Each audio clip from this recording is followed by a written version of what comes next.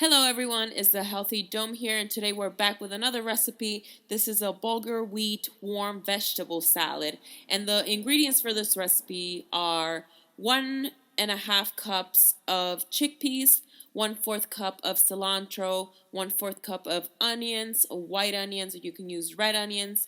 There's also 1 cup of corn, 1 cup of peas, half a cup of carrots, 1 cup of chopped tomatoes, 2 cups of bulgur wheat, 2 garlic cloves, 2 teaspoons of salt, or to taste, however you feel is good for you.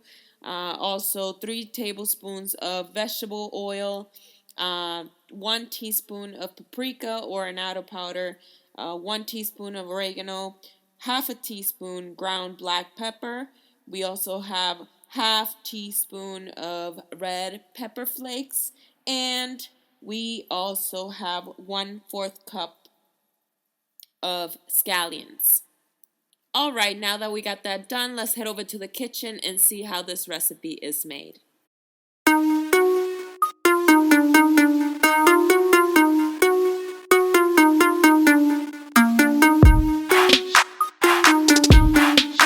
So today we are going to be doing a special dish. It's the best dish I've ever had.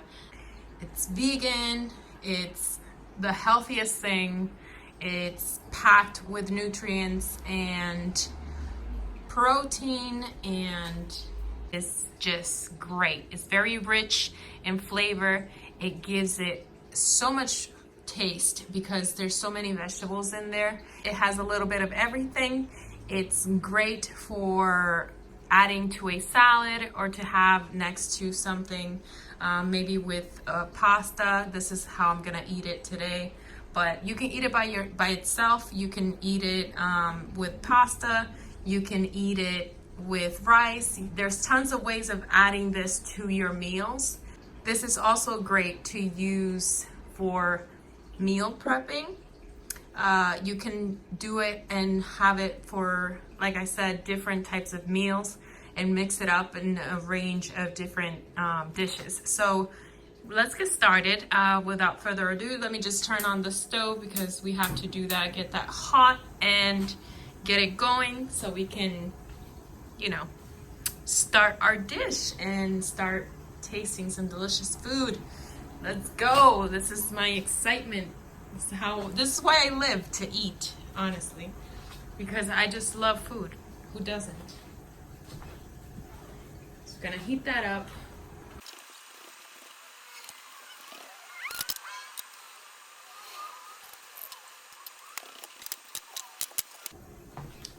All right, to this we are going to add a little bit of oil. I have canola oil here. You can also use any type of oil that you find. It's a plant-based oil with tons of unsaturated fats in it.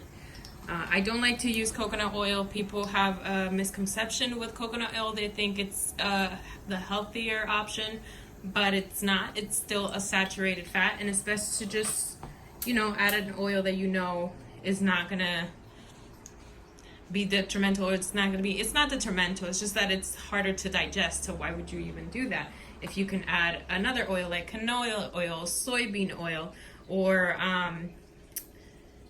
palm oil, sunflower seed oil, grapeseed oil. There's so many oils that you can add. Why just stick to the one that's the least favorable? So to this, we are going to add the garlic and the onions. You just want to give it a little toss, not for so long. Then I'm going to add the corn. Since the corn hasn't been boiled, I want it to cook for a little bit more, and that's why I'm adding it first.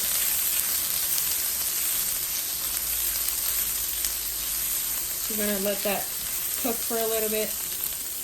Not long though. We don't want the vegetables to overcook. We just want enough for the oils or the heat to leak out, that the smell of that. So We are going to also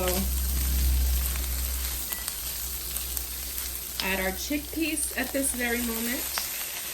I like to season my chickpeas before adding anything else. So I'm just gonna push this to the side. This is good to use a wok because you get to distribute heat to different areas.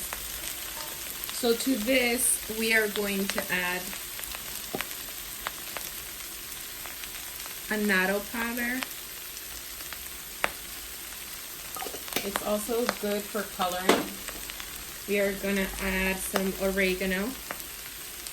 And I'm adding half a teaspoon of each. Not too much for whatever serving, I'm doing here. We also want some chili flakes because I love a little spice.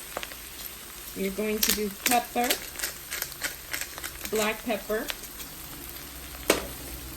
I would say 1/4 of a teaspoon. I'm going to add lots of salt here. 1 teaspoon of salt. And the reason why I'm adding it now is because I want everything to be incorporated. All the flavors, so when I add the bulgur wheat, it's not going to be flavorless. So we're going to add everything now. I'm going to crank up the heat because this needs to be cooked on high. I want everything to be crunchy. Don't want it to be too mushy because then when I add the bulgur wheat, which has water as well, everything's gonna just come to a goo, and I don't want that. So I like to crank up the heat and cook this and fry it a little bit because I want to make sure that everything is incorporated. I'm also adding the carrots. It's good to add the carrots now because they are a root vegetable and they cook for a little bit longer. And also my peas because they're raw. If you're using canned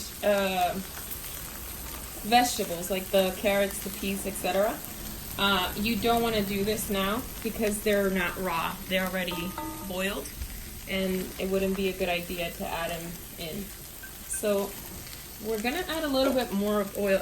Before I added 2 tablespoons, but this is a large portion, so I'm just gonna add another tablespoon of oil.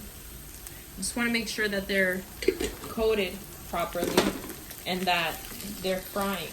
So that's why I'm doing that. And mind you, when I add the wheat, everything is gonna be incorporated nicely, and it needs a little bit of coating of something, and that's why I'm adding the more oil. But it's not a shame to add oil. People think that oil is so bad and you shouldn't consume it, and that fats are bad, but there's a lot of vegetables in here, and there's a lot of nutrients, and when you add that little bit of oil, it's actually helping coat everything and bring everything together. So why not, add a little bit more. I'm not saying coat it and drench it. I'm saying add enough. Don't be afraid to not add enough. And enough of salt because you want to make sure it's salted properly, People are afraid of using these 2 things, and honestly, I feel like those are the things that makes the dish is the, sugar, fat, and oil, and salt. If you don't have them, then how good is it really gonna taste? I mean, if you're having a healthy meal, that's all you need. It's a healthy meal. And then controlling your portion sizes to be able to get the amount of calories that you should and not over consume. But it's not like you're going to be obese on eating vegetables and fruit, that's for sure. So I say live it up. Don't be so picky over you still being healthy, The reason why I don't add the tomatoes now is because of the water content. I don't want this to ruin the whole the crisping of the vegetables. If not, then it will not be the right consistency. And the water will evaporate before it even reaches the cooking process. So now I just take my spoon and I'll taste it, make sure it's good in seasoning. It's great. Doesn't need more salt. Doesn't need more seasoning. It's spicy. It's coated in oil, so that's good. When I add the rest of the stuff, I don't have to add any more. So yeah, just let that be for a little bit longer. And the coolest thing about cooking vegetables is that that's all you're cooking. Vegetables are really easy to cook because they're fast, and it doesn't take more than 30 minutes to complete a meal. And that's what I love about this, that, you know, it's a very easy meal. So once I have this going, I like to add all my heavy watered ingredients, which is the bulgur wheat and the tomatoes, which contain a lot of water. So this is just going to help it soak in and bind everything together. So I just go in and add the rest of the ingredients, and then I start moving everything around.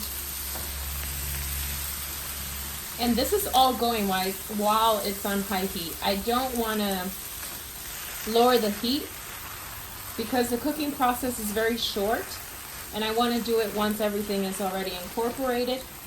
Then it could sit for a little bit longer, and I can make sure I have everything set.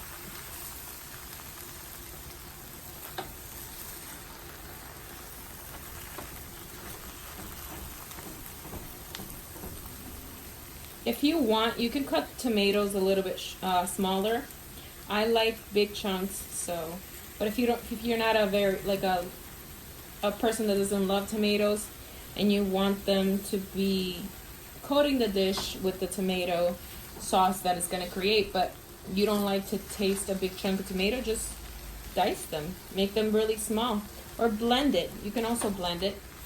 That will make the consistency a little bit watery, but it's not going to be watery enough to make it distasteful, you know. That's one thing that you can do.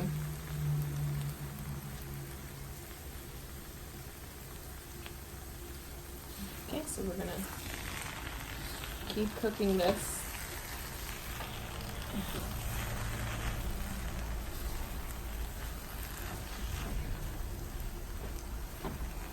This is why I don't like adding water to this.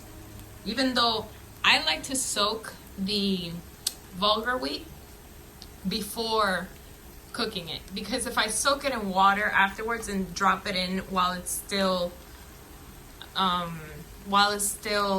hard and dry, it doesn't cook evenly. When I add it to here, it might not grow enough in the short amount of time that the vegetables will cook. So I'd rather just do that ahead of time.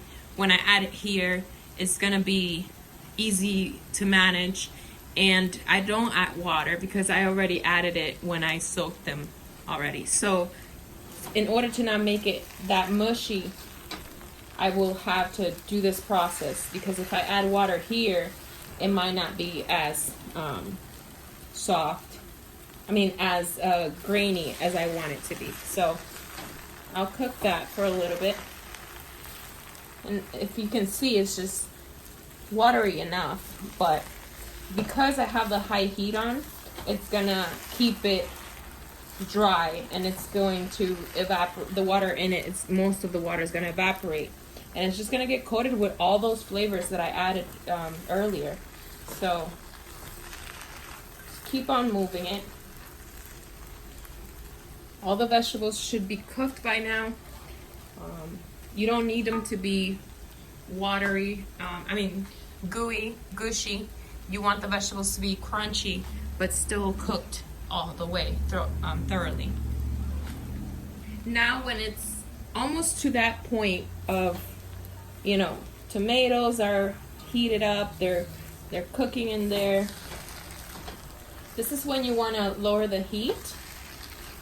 When you feel like it's dry enough for you. You see the bulgur wheat cook thoroughly, and it's not. It's almost clear. It has a brownish color, but when it's clear and it's not on the white side, that's how you know it's almost done. So to this, I'm going to lower the heat down to medium-high heat, not all the way. And I'm going to add my cilantro.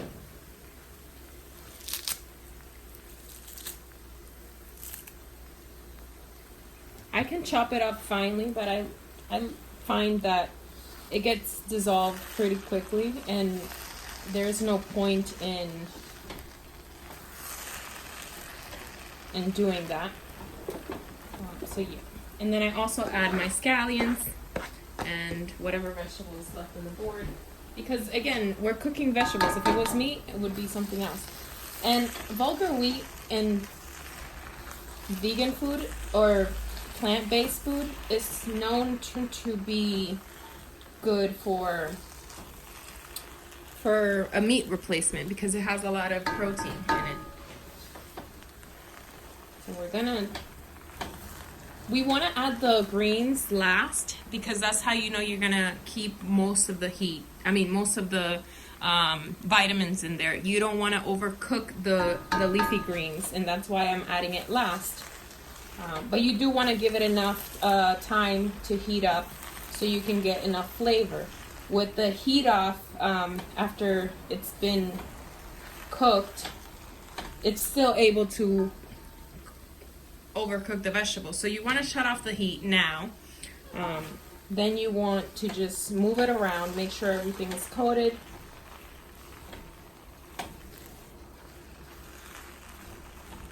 And you're not gonna cover this up. You want this to dry as much as possible. If you like it mushy like this, you do that. But if you don't, then you just have to leave it there and fan it out and let it dry. The vegetables are cooked, the cilantro and everything is already wilted, and all you have to do is to pack it up, put it in plates, or save it as a nice prep meal or prep starter to any pasta, salad, or whatever you want to eat this with. So, hope you enjoyed the recipe that I gave you. If you have any questions, you can check my website at thehealthydome.com to see the recipe and steps on how to prepare this meal.